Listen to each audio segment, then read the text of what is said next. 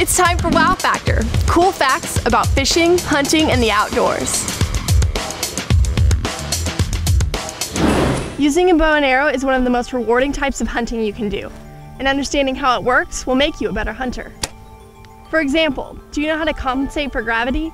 Did you know that an arrow wobbles in flight? There's some cool physics going on with arrows, and how different forces will affect your next shot. First, let's look at the arrow's basic parts. The shaft, which is a tube or cylinder, is hollow because being made this way is not only lighter, but it's actually stronger than if it were a solid shaft. The narrower the shaft, the better it penetrates the air and the faster it flies. The nock is where you place the string at the back of the arrow, and that provides the force that propels the arrow from the bow. The fletching or feathers provide drag on the arrow and improves the arrow's flight and accuracy. There are many types of points, ranging from a blunt practice tip to incredibly sharp broadheads. Check this out. Did you know that an arrow is designed to bend? This bend is called the spine. The arrow is designed that way because when you release the string, there is so much energy pushing the arrow forward that it makes it bend, causing the arrow to wobble back and forth. Here you can see high-speed photography that shows this wobble. It's fascinating to see how things like this might affect your shot. And remember when I told you that physics come into play? Well, did you know that an arrow flies at an arc and not in a flat line? This is August, and he's going to shoot at that target, which is 50 yards away.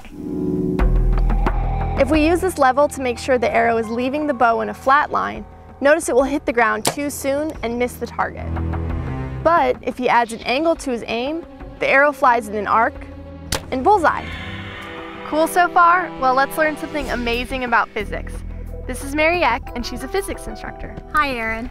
And she tells us that using complementary angles when shooting two different shots, the arrows will land in the same place.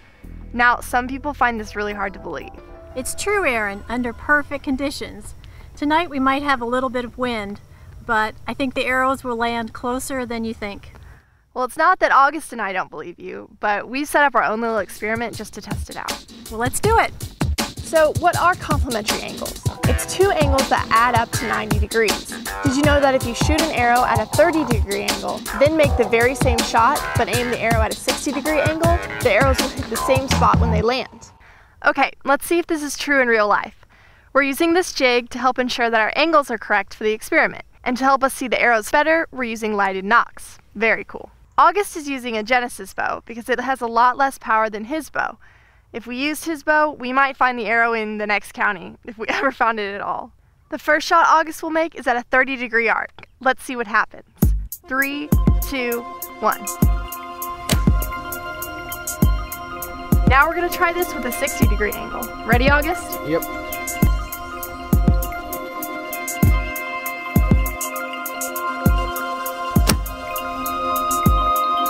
How far do you think they went? Well, it looks about like 120 yards.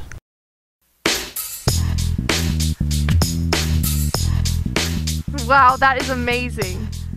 Well, they're a lot closer than you probably thought they would be. Yeah. Yep, it's about 13 feet. Can you tell which arrow is which? 30 degrees and 60 degrees? Correct. The angle that they leave the bow with is the angle that they land at the ground. So as you can see, you have to understand a little bit about arcs and angles to get better at archery. That's this week's Wow Factor. Have fun.